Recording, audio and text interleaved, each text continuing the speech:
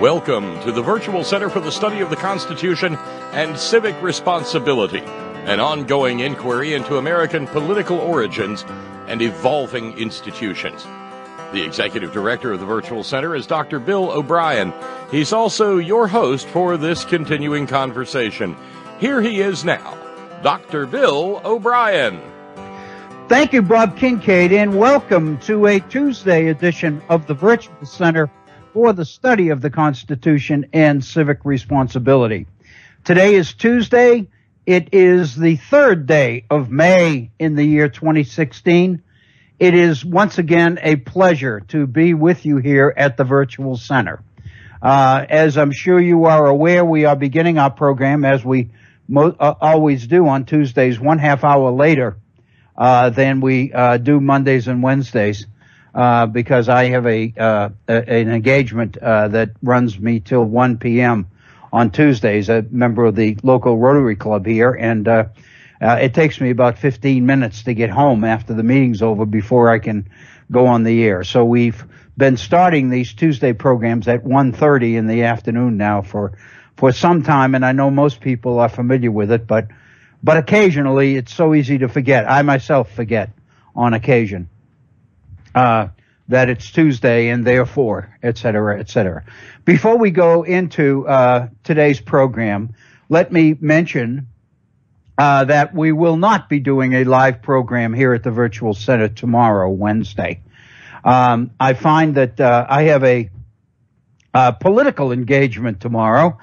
There's a Meet the Candidates event in one of the adjoining counties here. It's about well over an hour drive for me to get there, and it runs from 2 to 4 tomorrow afternoon. So I would be having to leave here about 15 minutes before we usually go on the air.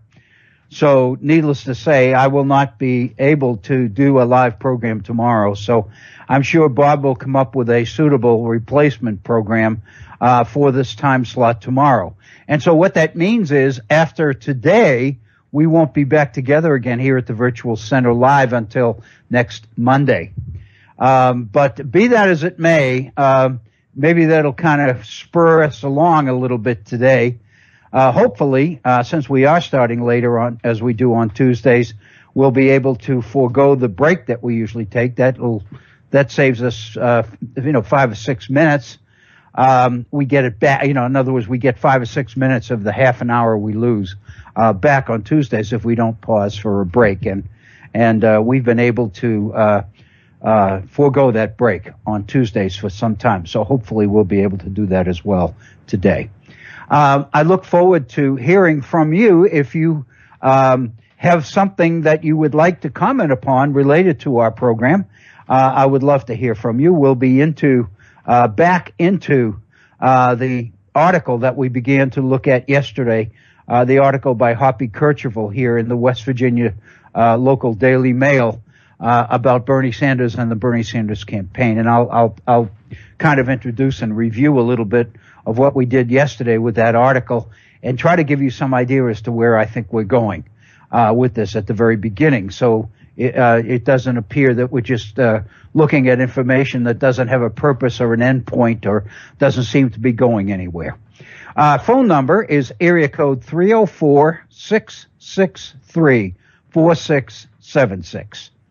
304-663-4676. 4676, of course, translates on your keypad to HORN. And that's, of course, very appropriate given the fact that we are on the Head On Radio Network, on the horn, so to speak. So the phone number is indeed those four numbers. So 663-4676, area code 304 is the phone number. If you would like to drop me a line and make your thoughts known to me directly in an email, I would love to hear from you, and I'll share them with our listeners if they do seem appropriate to our program.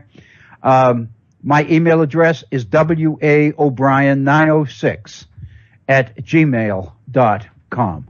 That's waobrien, OBRIEN 906@gmail.com. And I call your attention as well to our Facebook page. If you go to Facebook and in the search box, you type in the Virtual Center for the Study of the Constitution, you will be onto our Facebook page. And if you look at some of the postings there, you will see that many of the things that we've dealt with, at least in part, are on that Facebook page. And I try to keep up with it, although I must acknowledge that I haven't put anything on it since the weekend. But the issue, I take that back. I put something on it this morning, now that I think about. But if you go to the Facebook page, you will see a piece that I have written on this particular issue that we'll be dealing with, which will be Hoppy Kercheval's analysis and criticism of the Bernie Sanders positions on issues as part of his campaign. So that's kind of where we left off yesterday, and I want to go back and complete that today. But let me go back even further, and let me suggest to you where I think we're going with this.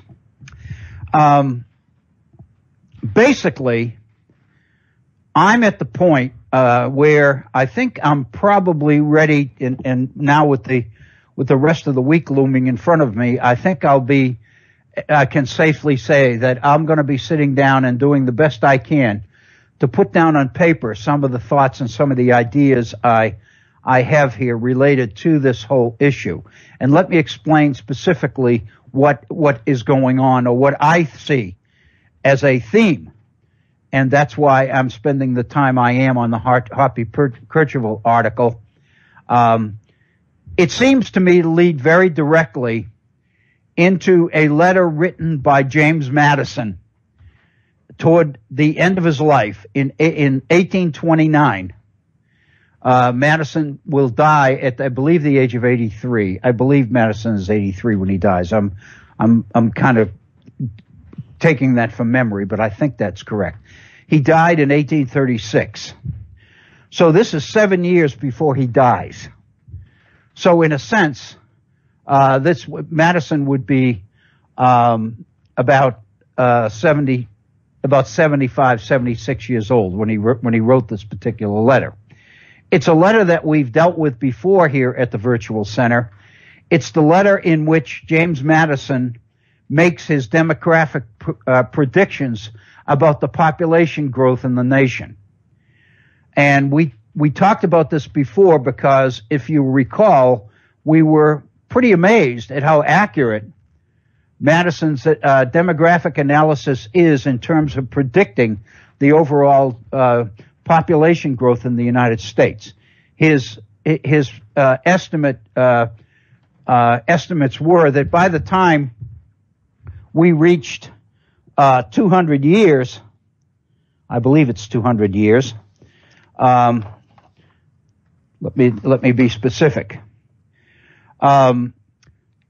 Madison predicts that, and again, he's writing in 1829.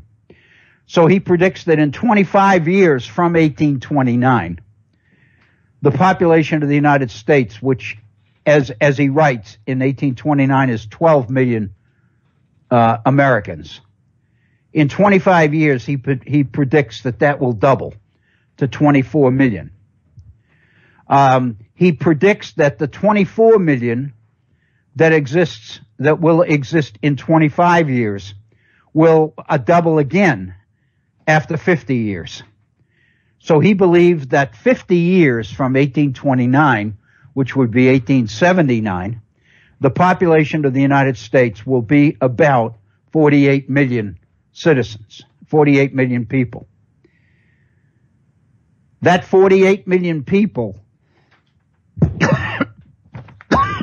excuse me, that 48 million people in 75 years from 1829 will have doubled again to 96 million. And Madison predicts that in 100 years from 1829, in other words, in 1929, which of course is the year that the Great Depression occurred, the crash of the stock market in October October 11th of 1929, is 100 years after Madison wrote this letter.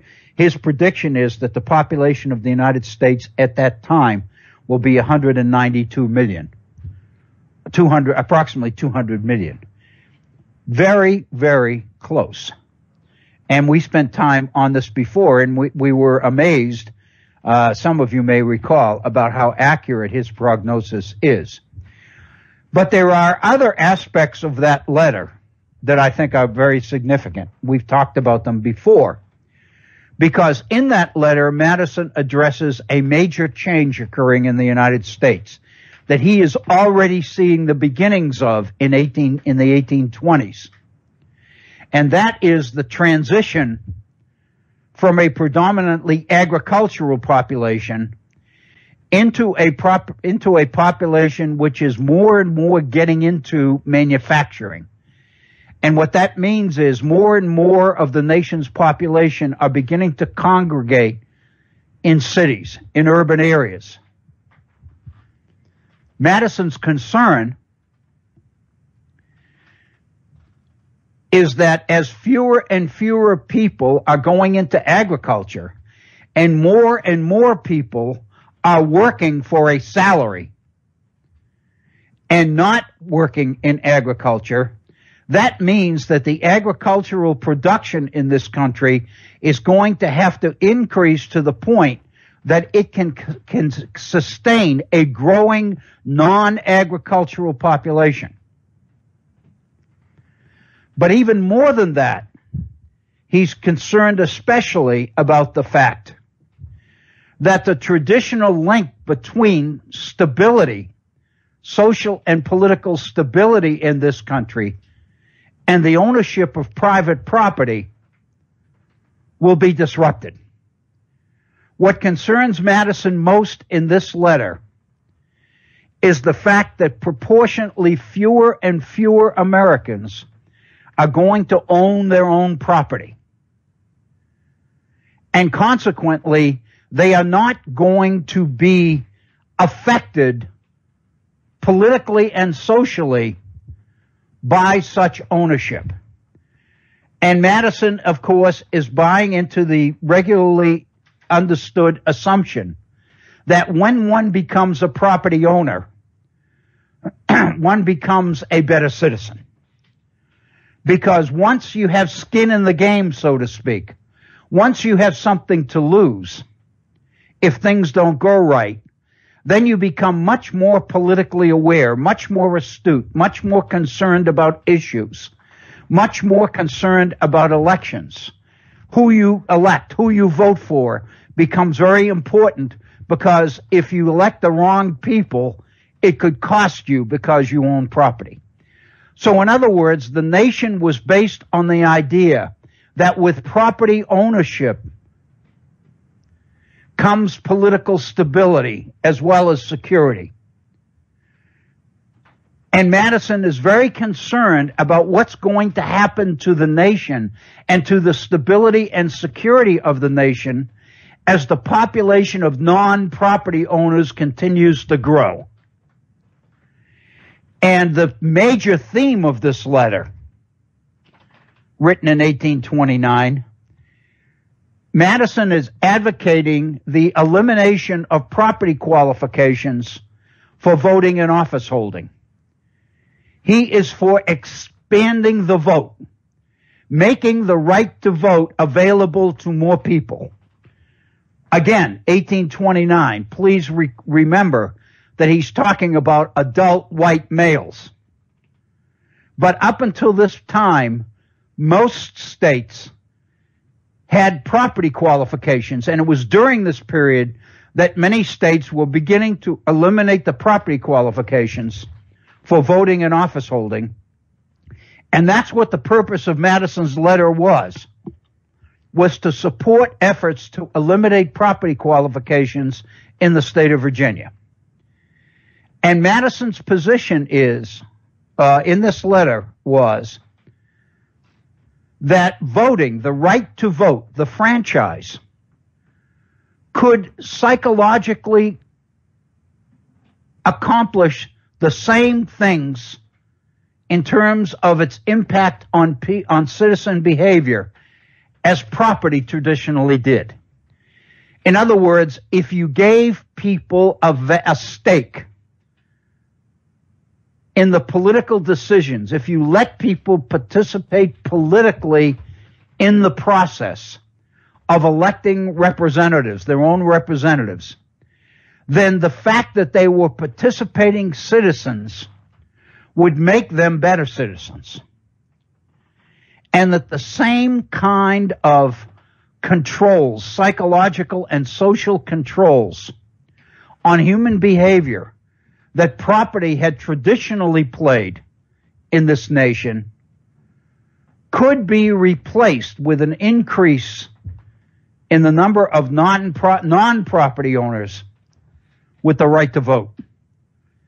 So Madison sees the franchise as the equivalent of property in terms of the extent to which it creates what he called a stake in society.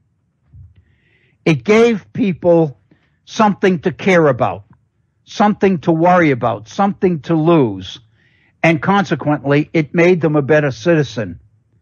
It caused them to pay more attention, to become better informed about the issues, and all the rest of it. And Madison believed that the right to vote could supplant property as a controlling factor in human behavior as the population, the demographics of the population of the nation changed. We covered this article, this letter of Madison's before. What I want to do today, and if we don't finish it today, we'll obviously have to finish it next time. What I want to do is actually look at Madison's language, because I think you will be amazed, as I was amazed, at the extent to which there are elements of Bernie Sanders' campaign in Madison's letter. And it seems to me that those who criticize Bernie Sanders because he is, a quote, an avowed socialist and therefore un-American, it seems to me need to deal with the fact that many of the things that Bernie Sanders is advocating in his campaign today were issues that James Madison addressed in 1829 in this particular letter. And so it seems to me that there's a tremendous degree of credibility due Bernie Sanders, because I don't think anybody would accuse James Madison of being un-American. That's where I think I'm going with this. And that's why I think that this particular criticism of Bernie Sanders by Hoppy Kercheval, as it appeared in last Friday's Charleston Daily Mail here in West Virginia, is important. Because I think what we see in this criticism of Bernie Sanders is a statement of the positions that conservatives today take about him and about his campaign, and mostly about those who support him. And so therefore, it seems to me to be well worthwhile to carefully read what Hoppy Kercheval says, understand exactly what it is that he's accusing Bernie Sanders of, and then let's look at James Madison and see what James Madison says in 1829. And I would suggest to you that in calling Bernie Sanders un-American and a socialist, you are potentially putting yourself in a position where you're also criticizing James Madison, who wrote the Constitution of the United States. I also think that the Madison letter is important for another reason. And that is that so many states today are doing everything that they can do to suppress the right to vote with voter ID laws, shortening the length of time that people can early vote, lengthening the time between people's registration to vote and the time they actually cast their ballot. Many of you, for example, I know I was struck by this, will recall that in last Tuesday's primaries, the key one being New York, in order to vote in New York in last Tuesday's primary election, if one was not affiliated with a party or voted or was registered as an independent, in order to vote in last week's Democratic primary for Bernie Sanders, one would have had to change their registration from independent to Democrat last October. In other words, in order to vote for Bernie Sanders in late April of 2016, one would have had to change their registration the previous October. And so consequently, many of those young people who planned to vote for Bernie Sanders found out at the 11th hour that they weren't going to be able to vote. In fact, I think it's interesting because two of Donald Trump's children, as I recall, missed the registration deadline as well in New York. My point is that when you have a long gap between registration and the right to cast your ballot, the result of that tends to suppress the turnout, tends to reduce the size of the electorate. And we know that a number of states today have moved in that direction.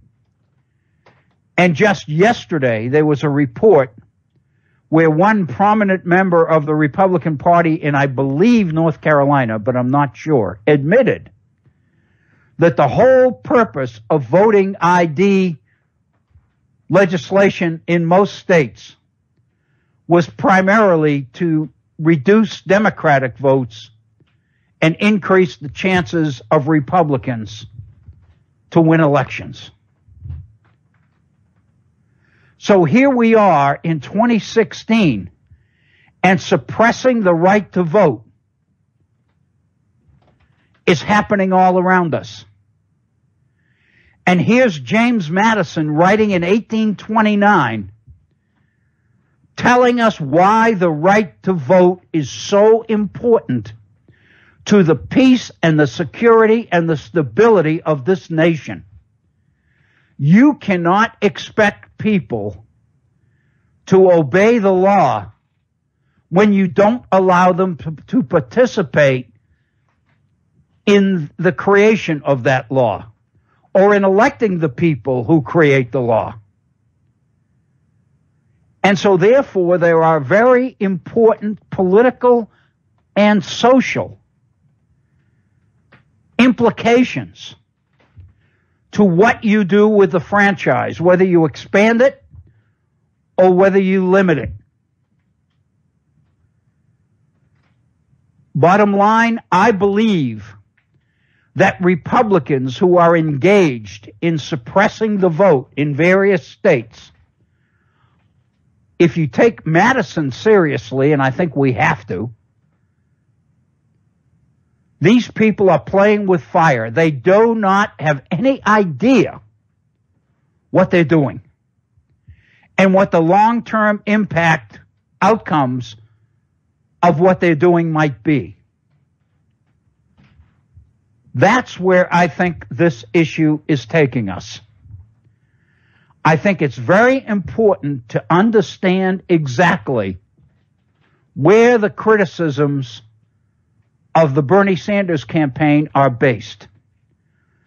because he does call himself a democratic socialist. And many people have played with that term. I know I have.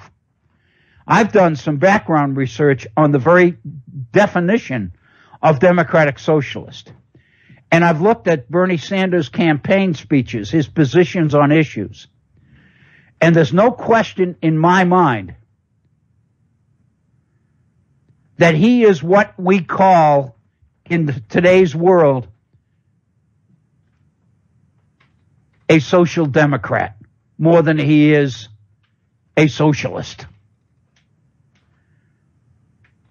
In fact, there was an excellent piece on this very issue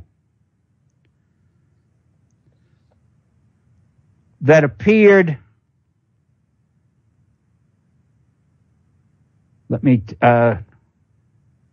the title of the article is "Bernie is not a socialist and America is not capitalist." And it's an article dated March 1st, 2016 by an author named Marian Tupy, T-U-P-Y. He says in the article that he's from the Czech Republic originally. In other words, he grew up in a socialist environment in Eastern Europe. And he spends quite a bit of time talking about the differences between what Bernie Sanders is and what true socialism is about. And he concludes that Bernie Sanders is not a socialist, but rather he's a social democrat, an extremely progressive, left-leaning Democrat, as it were. I think that if you do an analysis of his positions on issues, you can begin to see that.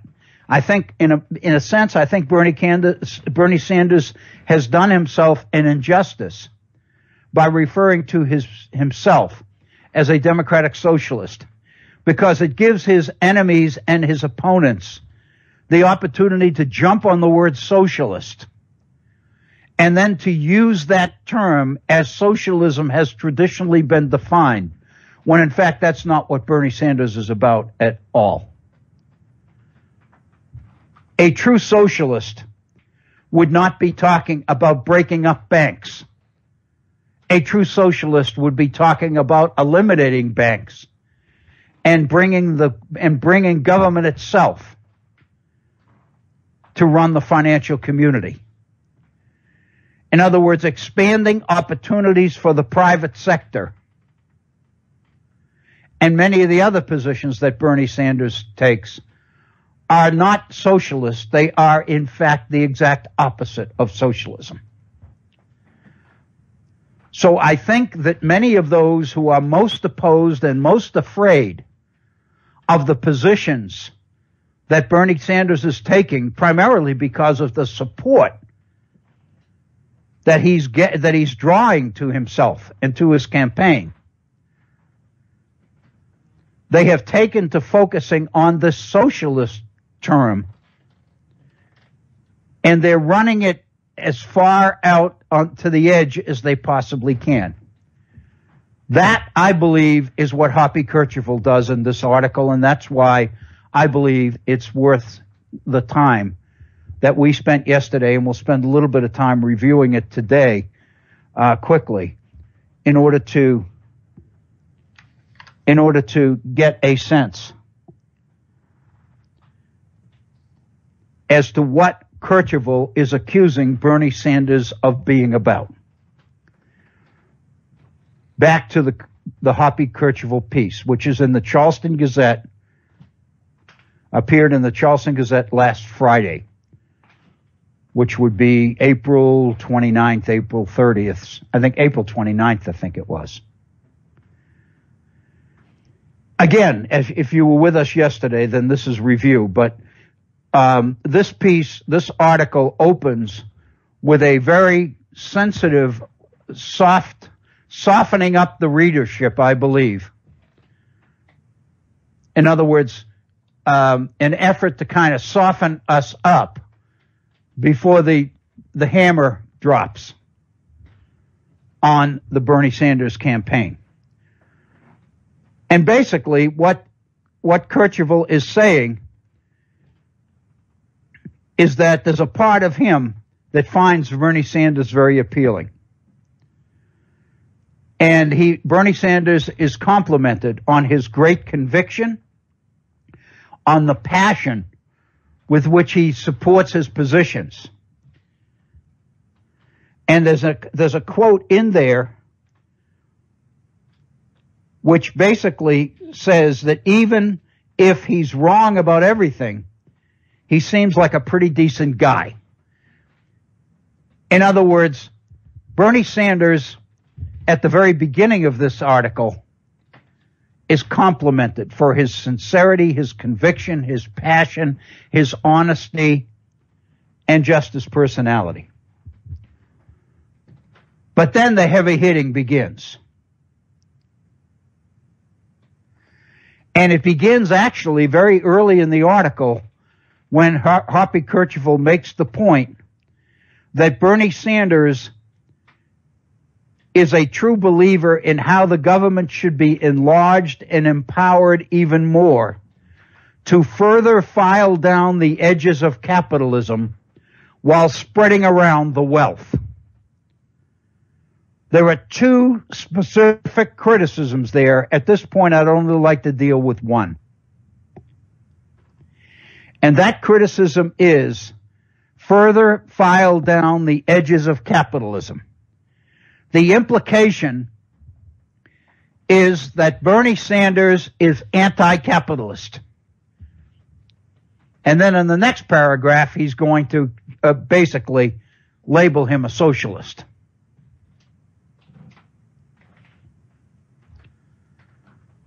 The second criticism of Sanders here is that Sanders is an advocate of spreading around the wealth, redistributing wealth, which is a major conservative criticism of liberals and progressives. It has long been, it remains such. Progressives have always been accused by conservatives as advocating the redistribution of wealth, taking from those who have and giving it to those who don't have. And in order to do that, government has to have the power. The state has to have the power to redistribute wealth. And in the minds of many people, that's the classic definition of socialism. So in these two criticisms, in the very beginning of the article, Kercheval is accusing Bernie Sanders of two clear aspects of what we know to be socialism. A, furthering to file down the edges of capitalism, and second, participating in government power, additional government power, in order to spread the wealth around. And then Kercheval goes into the specifics of Bernie Sanders' case. The fact that he talks about making college tuition free, that Americans would be better off with Medicare for all healthcare system and family leave with pay. We should stop burning fossil fuels totally. The system is rigged against most Americans, and that Americans would be willing to pay more taxes in return for these proposals. And then Kercheval makes reference to Bernie's curmudgeon-like charisma and addresses the issue of he seems like a pretty decent guy. And then, and I think this is where we, right near where we stopped yesterday, Kercheval says the following. Beyond the sincerity, however, loom his quixotic socialist dreams. And this is where the trouble starts. Now he is basically accusing Bernie Sanders of being a socialist, of possessing what he calls quixotic socialist dreams. And then to reinforce that point, he goes to Richard Rubin, who writes on tax policy for the Wall Street Journal. And we talked about this yesterday as well. We talked about it in the context of evidence and how just because the Wall Street Journal is a conservative publication owned by Rupert Murdoch now, that doesn't necessarily mean that everything in it is suspect. Any more than conservatives can argue that information is suspect when it appears in the New York Times. Facts are facts. Information is information. Content is content. Evidence is evidence. That's why it's important to read different publications and get our information from different places. But what is necessary is to read well enough, be able to read well enough to distinguish fact from interpretation. Because the presentation of information is done in the context of interpretation. And it's very important to be able to separate the two and be able to say, this is hard evidence. This is the opinion of the person writing this article, and make sure that you can distinguish between those two. So in reality, the fact that Richard Rubin writes for the Wall Street Journal is not the issue, except that the Wall Street Journal is a place where people would expect to find hard evidence criticizing the positions taken by Bernie Sanders. Just as the New York Times would be seen as a place where evidence supporting progressivism would most likely be found. As long as we know that going in, and we're able to separate evidence from interpretation of evidence, from opinion, we're okay. It's when interpretation is presented as evidence, as hard fact, that you really get into trouble and really get into problems. With that, then, let's look at the evidence that Richard Rubin presents in the Wall Street Journal about Bernie Sanders and his tax program. Richard Rubin says, quote, Mr. Sanders' proposals would increase federal taxes by $15.3 trillion over the next decade, unquote.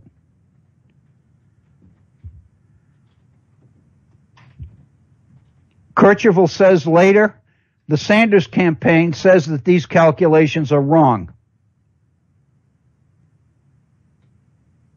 But Kercheval's point is somebody's going to have to pay for all the free stuff, and it's going to be expensive. What is not considered here, however, is that the free stuff that Bernie Sanders is talking about is no longer going to come out of the pockets of citizens.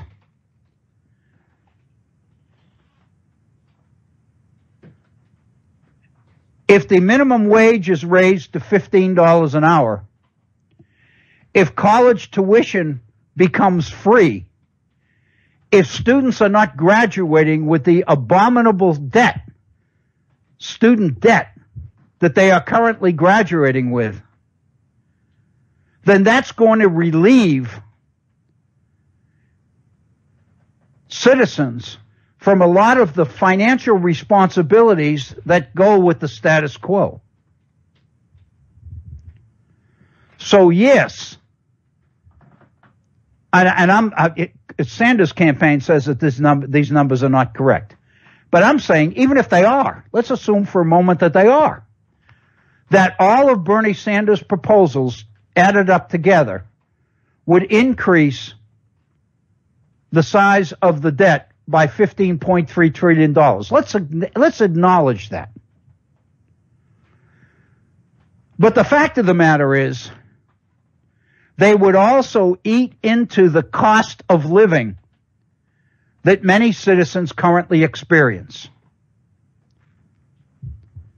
Let me go into the next sentence in Richard Rubin's presentation. According to Richard Rubin, if Bernie Sanders' positions, this is in a report by the Tax Policy Center, if Sanders' proposals are indeed enacted, quote, the highest income earners would see their tax rates nearly double to 63.7%, while the middle 20% of households would pay, on average, another $4,692 in taxes in 2017, thereby losing 8.5% of their after-tax income. So the numbers are correct. If Bernie Sanders' proposals were in fact enacted, taxpayers would be paying higher taxes. But what these numbers don't account for is the fact that these higher taxes would be paying for things that citizens currently are forced to pay themselves, like health care. You take the cost of health care out of the household budget of American citizens today, and you add it up over the course of the year, what does each individual on average spend on health care in this country? I would suggest to you that it's very likely more than $4,600 a year. I know in my case it is, because I just added it up. Because what I'm looking at is when health care exceeds 7% of your gross income, it becomes a tax deduction.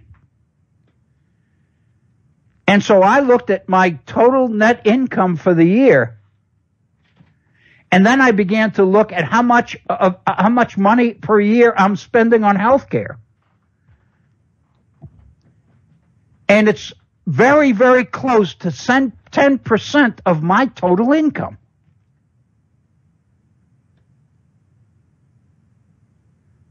Which means that I'm spending more than $4,600 a year on health care. Much more. When you add insurance, healthcare insurance, and all the rest of it, out of pocket, deductibles, non-prescription drugs, all of it. So in a sense, there might be a case to be made for the fact that many citizens would be more than willing to pay an extra $4,500 a year in taxes if all of their health care costs were eliminated and they didn't have to pay them. Ditto for college tuition and paying off college debt. If you eliminate that, then that's going to put a lot more money in people's pockets. It's going to make the extra tax money they're paying seem reasonable, more than reasonable. The $15.3 trillion in expenses, in tax increase,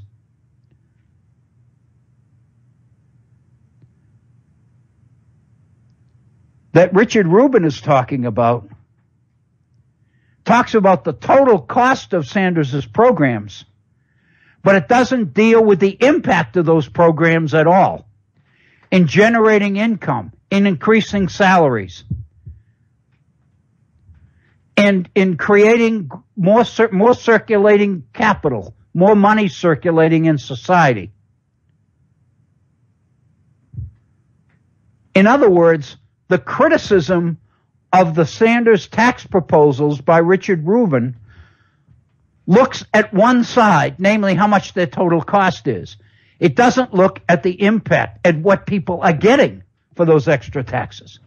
It seems to me when you begin to factor that information in,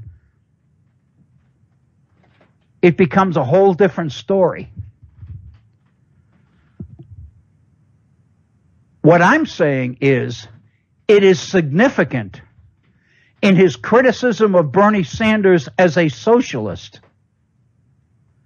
that Hoppy Kercheval's evidence as it relates to Sanders' tax policy looks at only half the equation, only one side of the equation, and not the other side. What that suggests to me is that the evidence is loaded, that the presentation is biased. It is designed to achieve a particular agenda, a particular objective. It's not designed to inform people, because it's information that is loaded in its presentation.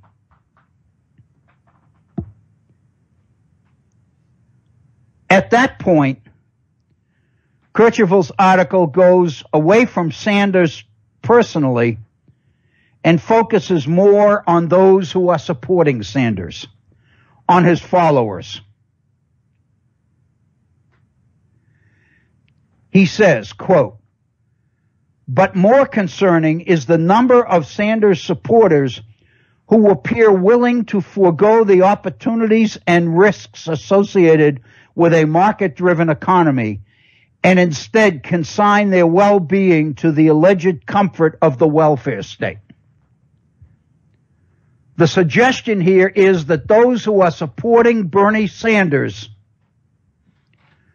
are doing it so that they can go on the public dole and not have to work for what they get, living off the welfare state. It's predictable, Kercheval says, that college students would swoon at the idea of free tuition until they enter the workforce and begin to realize that what free really means somebody's got to pay for it. Then he goes into Sanders and the fossil fuels and criticizes Sanders, saying he would not only finish off coal, but he would also squelch the emerging natural gas industry by banning hydraulic fracking, annulling the leading hope for industrial economic revival in West Virginia. What we have here is what appears to be a criticism of Bernie Sanders. What it really amounts to is a criticism of the people who are supporting Bernie Sanders, because what they are advocating is a socialist agenda. They are supporting policies and programs, according to Kercheval, which are un-American. The implication here, to me, is that this then is a defense of the status quo and a criticism of those who question the status quo and find attractive positions of a candidate like Bernie Sanders. So in a sense here, it seems to me, this article tells us a lot more about Hoppy Kercheval than it does about Bernie Sanders. Because what it tells us about Bernie Sanders is slanted. It's incomplete. It's loaded. It's pejorative. It's insulting. It's inaccurate. It's political. And it's unfair. And when you look at that and you realize that this article was written by a talk show host who has a statewide audience in the state of West Virginia and is considered to be an icon in this state, you can begin to get a sense as to what West Virginians are being confronted with in terms of the media and media presentations.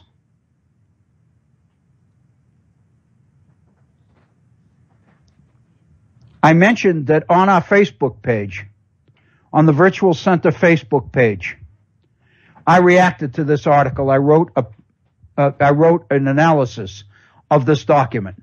Now that we've looked at the document, let me quickly share with you what I wrote about it.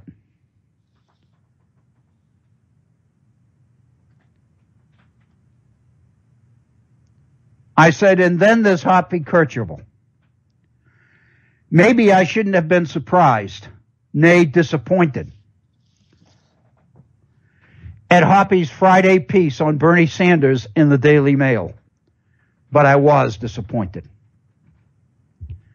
You see, I hosted a daily talk show some years ago, 2000 to 2005, here in Beckley. Somehow I persuaded myself, right or wrong, that doing that carried a responsibility to be fair, never completely objective when interpretation of facts is involved, but fair. Especially here in West Virginia, where outlets to the world for our citizens are a bit harder to get. I always believed that I had the responsibility to help make our people look good to the world, especially when I was the host who helped make that happen. Hoppy's audience and Metro News is statewide. If I carried a burden of sorts, to be fair, then surely he does as well. Again, this has nothing to do with objectivity, especially where politics is concerned. Not surprised at all that an anti-Bernie piece would appear in the Daily Mail. But here's the rub. Phrases like further file down the edges of capitalism and, quote, his quixotic socialist dreams, unquote, are a bit over the top. They are pejorative. They do a lot more than criticize an opponent. They disparage, even belittle that opponent. Consequently, Hoppy's opening comments about his respect for Bernie's passion and conviction become rather empty, do they not? They seem to suggest a note of respect, but instead they're part of an obvious strategy to soften up the reader for the attack to follow. What makes the article even more odious, more demeaning to Hoppy than to Bernie, is that it's wrong. Its result is not to refute Bernie Sanders, but to deny him. There's little evidence in the article to prove that Bernie is wrong, but quite a bit of evidence to indicate that Hoppy is.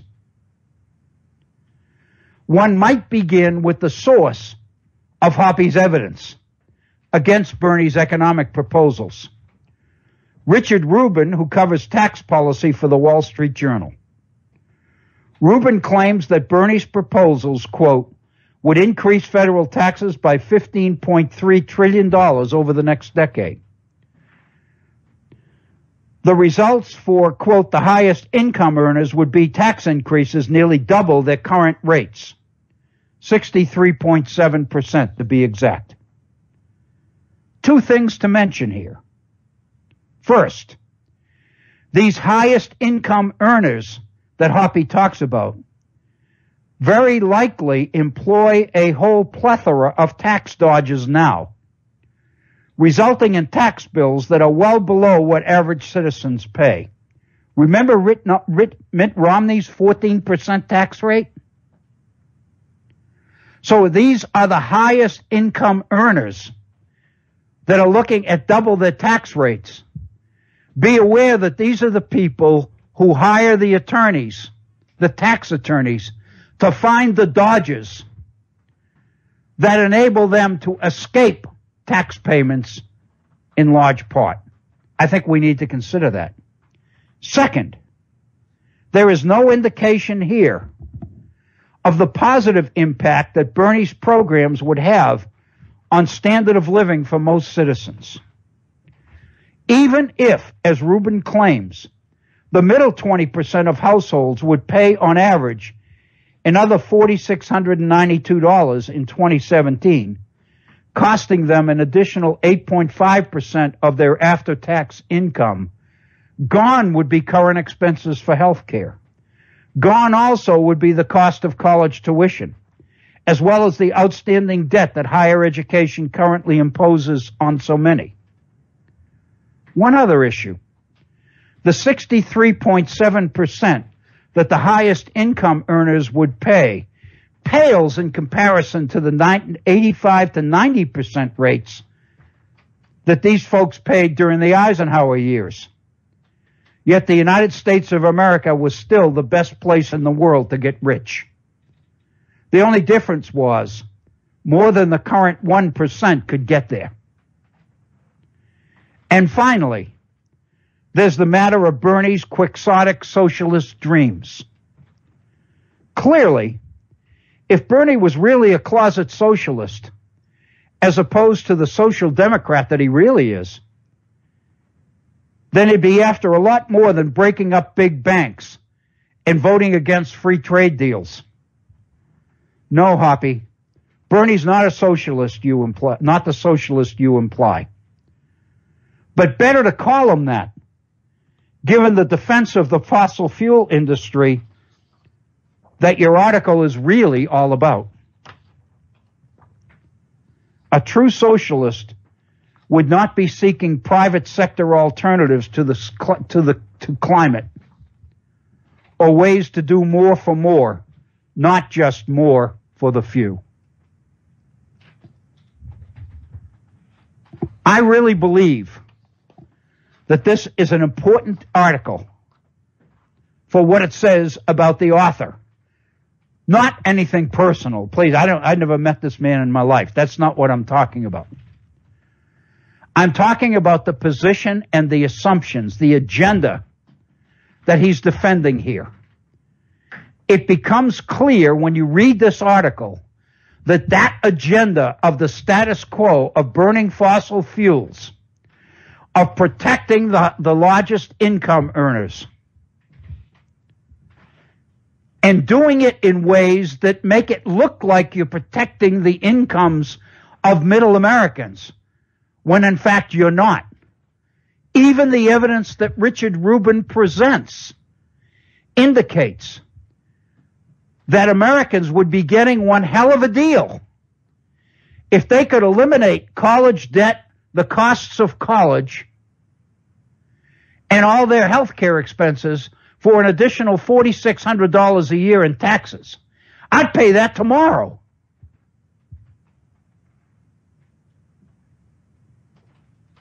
Especially when I'd be living in an economy which would be rendered vibrant by the fact that the minimum wage had been raised to the point that more per people were living better and spending more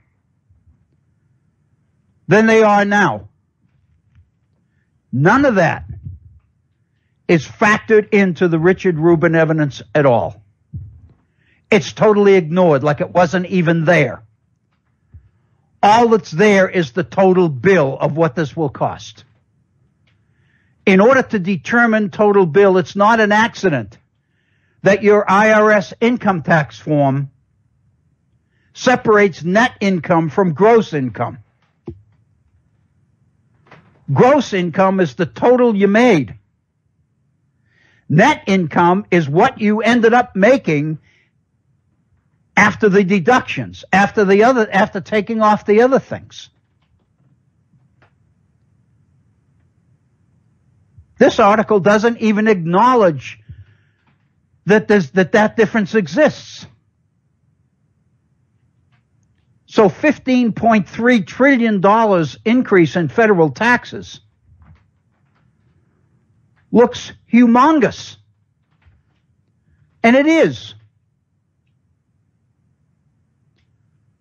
But in order to look at it objectively, fairly, it seems to me you got to look at the current expenses people have that will be eliminated in the process.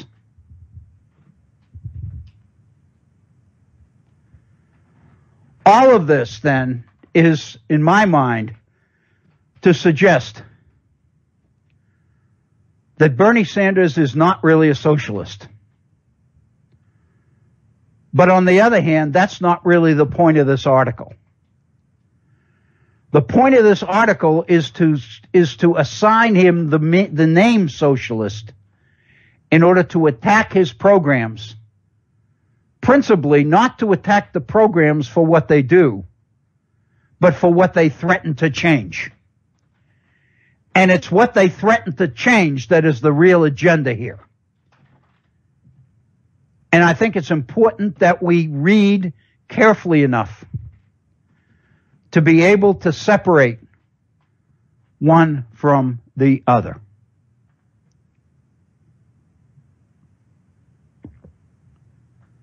There's one part of the story that we skipped over. And that is at the very beginning of the article,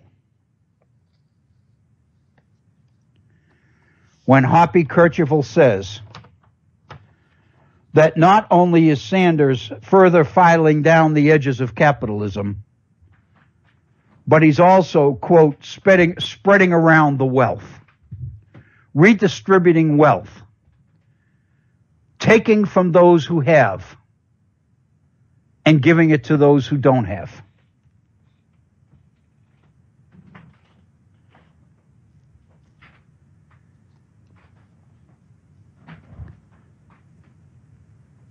I would call your attention to James Madison. Over the last couple of weeks, in our focus on two parties, we looked at the article that James Madison wrote, two articles that James Madison wrote in the National Enquirer.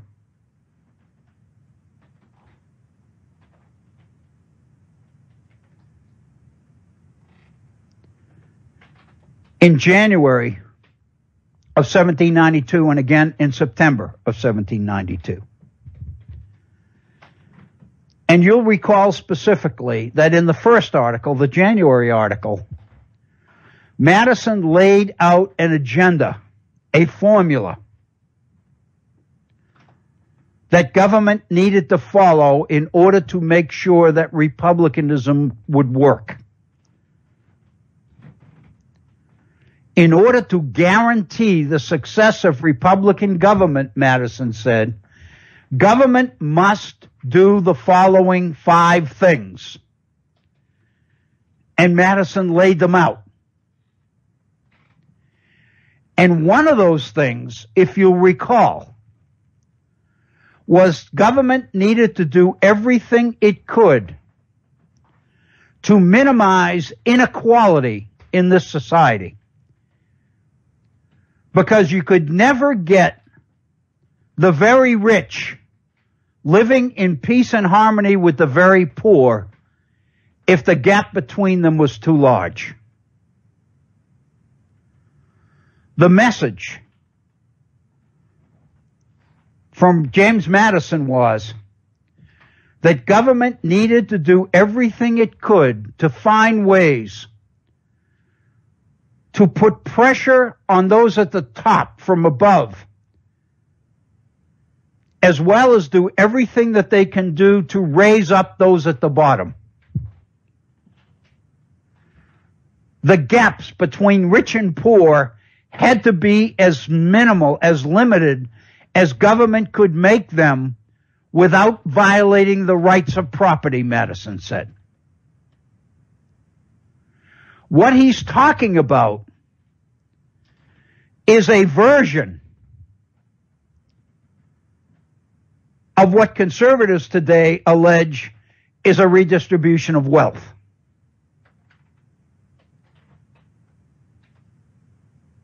Which is a characteristic of socialism.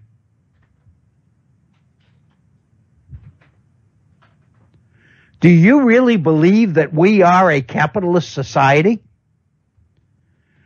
Do you really believe that there's not redistribution going on all the time? You've heard the advertisement on television where if people meet certain income qualifications, in other words, if they don't make more than a certain amount, they become eligible for assistance on their utility bills. They become eligible for cell phones. They become eligible for health care. It's called Medicaid. Where do you think the money to pay for this comes from? Have you ever tried to get your arms around the costs of health care in this country? It seems to me that what you begin to realize is that the health care services delivered to the very poor are being paid for by those able to pay for those services, whether personally out of their pocket or through highfalutin, well-heeled health care plans, insurance. We had a situation here locally in our hospitals where there were a number of, a small number, I think 3 or 4, private, these private walk-in medical centers where you go in and you pay for the service. And you know, it beats going to the emergency room of your hospital. And some of these operations were talking about buying the equipment that would give them the opportunity to do MRIs. And a couple of these places were advertising that they could do an MRI for half or even a third of what hospitals were charging currently for MRIs. And the hospitals in the region began to put pressure on the state hospital board to deny these medical operations the right to do this. And the argument that the hospitals used was the following. If these places are allowed to offer MRIs for what they really cost, then the ability of our hospital to provide services to the poor will be limited, will be eliminated, because it's the profits that we get from procedures like MRIs that make it possible for us to serve every person who walks into the emergency room, whether they got insurance or not.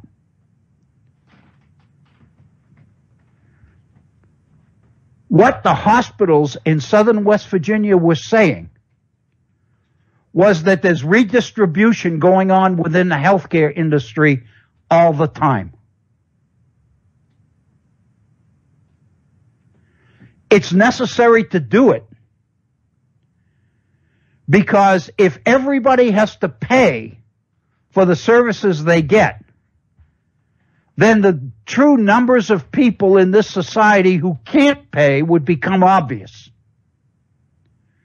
The only way that we can keep there from being a revolution in this country is to make sure that the people who can't pay for services somehow get them anyway.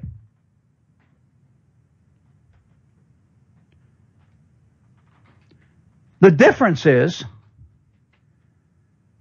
that in many cases, these are for-profit operations that are doing this, not government. Socialism assistance is a system where government does all of this stuff. But somehow, if the private sector does it, it's not socialism. That's exactly what James Madison was talking about in 1792, when he talked about the fact that if republicanism is going to work, then government has to find ways to minimize the gaps between the very rich and the very poor, and do everything that it can to put pressure from the top on those at the top, and do everything it can to raise the quality, the standard of living, the quality of life of those at the bottom. Because when people accurately see the differences between those who have and those who don't have, then there's nowhere in the no way in the world that you could keep order in this country. You would have the social revolution that America has always been able to brag the fact that it has never had. Roosevelt's New Deal. Roosevelt himself made the point. This is not what we're talking about here in the New Deal, with minimum wage legislation and the right of labor to organize and all these other things. This isn't socialism. This is the shrewdest form of capitalism. And where do these ideas come from? They are in the writings of none other than James Madison.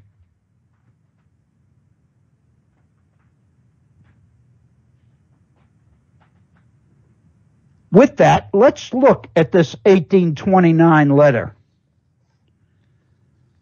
that Madison wrote on eliminating property qualifications and expanding the right of suffrage. Let's look at exactly what Madison says.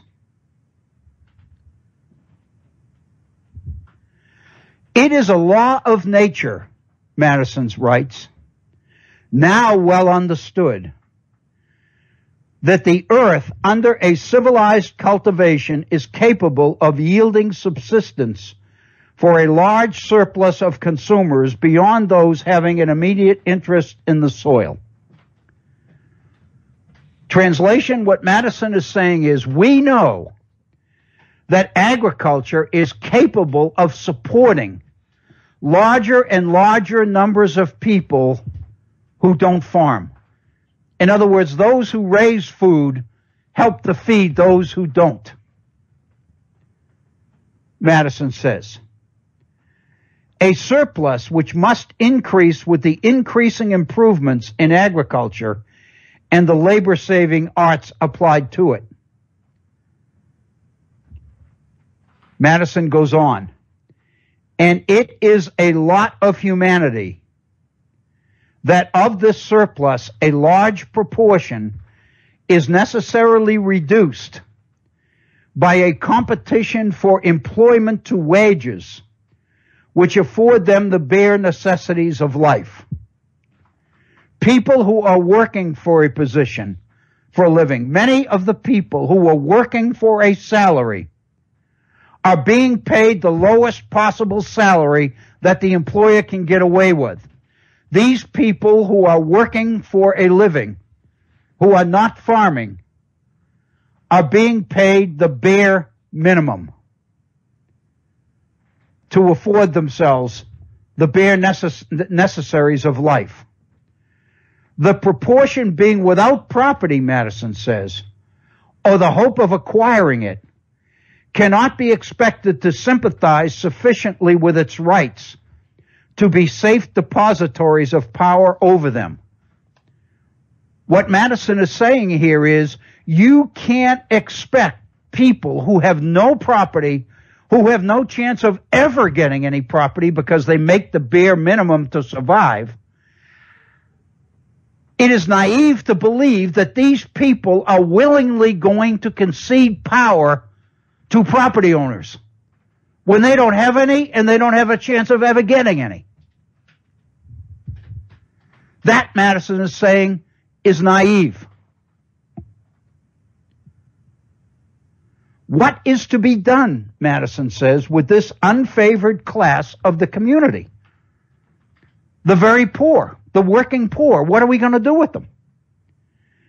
If it be, on the one hand, unsafe to admit them to a full share of political power, it must be recollected, on the other, that it cannot be expedient to rest a Republican government on a portion of the society having a numerical and physical force excluded from and liable to be turned against it, and which would lead to a standing military force.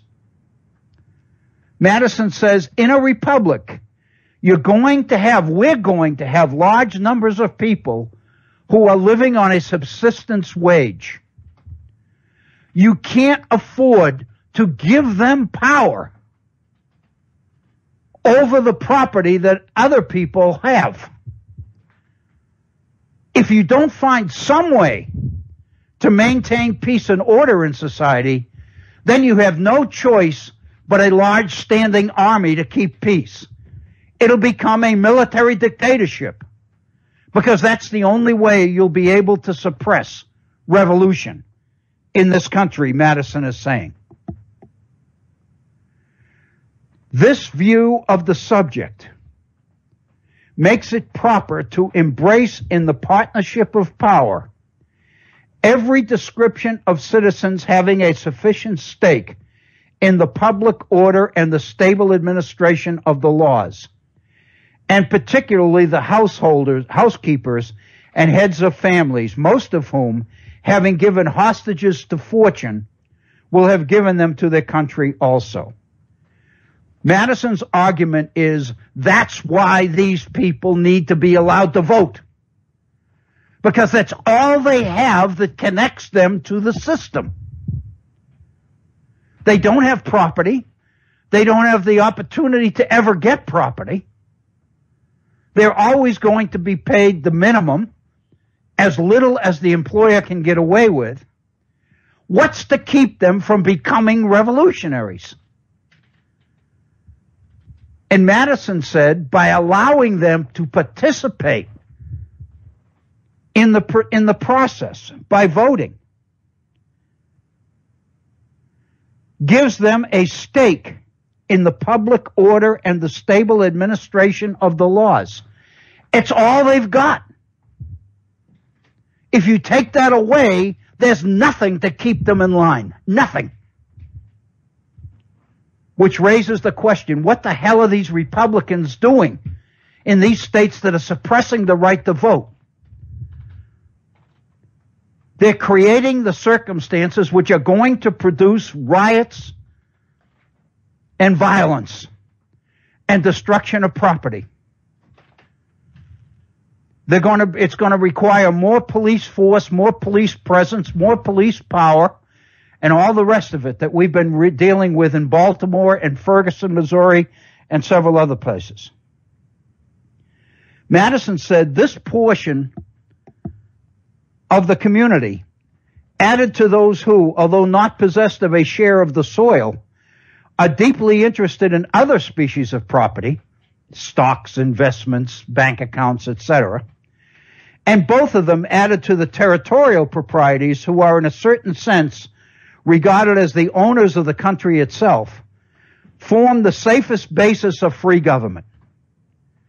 You take these people who will be rendered safe by giving them the vote, add them to the property owners, add them to the people that don't own property and land, but have other kinds of property like investments and things, businesses and all the rest of it, and you add them all together, and this group forms the safest basis of free government. That's what government has to do. That's why government has to be able to move money around. That's why government has to be able to use its tax policies in order to generate the kind of income which makes it possible to provide services that people will turn violent over if they don't get.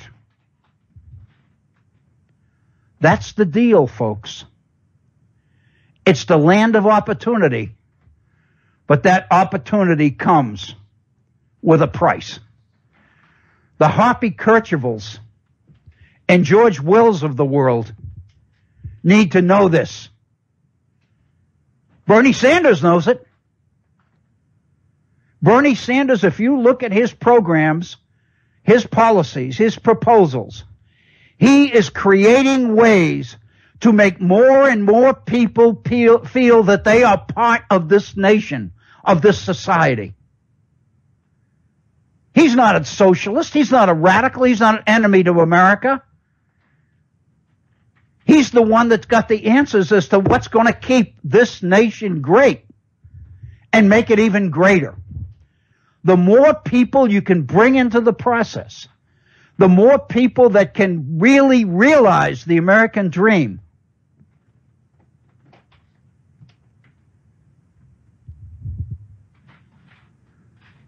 the greater this nation becomes, the closer it comes to reaching the potential that the founders hoped and dreamed it would eventually reach.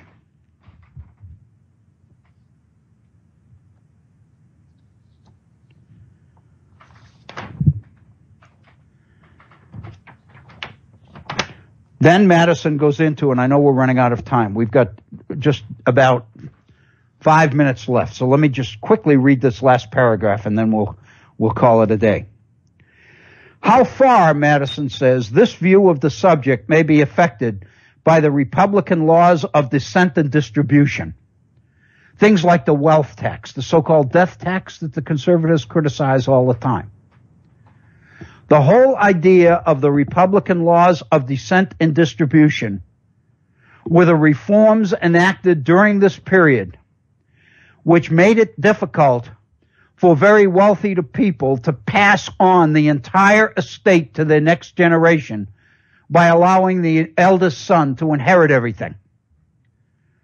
By breaking it up and distributing amongst all the heirs, you basically eliminated the possibility of an aristocracy emerging in this country that generation after generation would run and own everything. Those are what Madison refers to as the Republican laws of descent and distribution. In equalizing the property of the citizens and in reducing to the minimal mutual surpluses for mutual supplies, cannot be inferred from any direct and adequate experiment.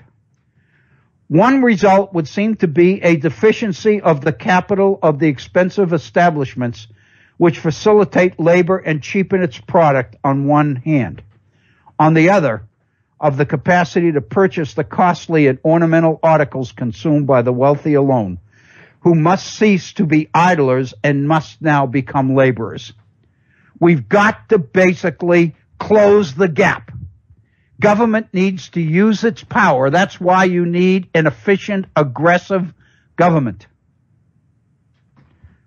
The protection of liberty, the preservation of liberty depends on the ability of government to preserve the society and the opportunities of living in the society for everybody. Not just for a few, but for everybody. If too many people begin to believe that there's no opportunity for them, why in God's name would they defend the society? What would they have to keep them from joining movements to overthrow it? I would suggest to you, this is not Bernie Sanders talking. This is James Madison. I think on that note, it might be good to wind up. Let me remind you that we'll not be doing a live program tomorrow. That's why I was so insistent in trying to get to this Madison piece before the day ended. So at least we could put the last piece in place. We haven't had the opportunity to nail it down necessarily, but at least it's there. And when we come back together again next Monday, we can revisit some of this, revisit it, and nail this down in a little bit more detail and spend a little bit more time. But right now, I think it's time to think about moving on. It's 59 minutes after the hour. We've got less than 1 minute to go. I just want to thank you all for tuning in today to the Virtual Center. I hope that you will join us when we're on live again next time, which will be next Monday. And please have a wonderful week. Be safe. Be kind to each other. And thank you.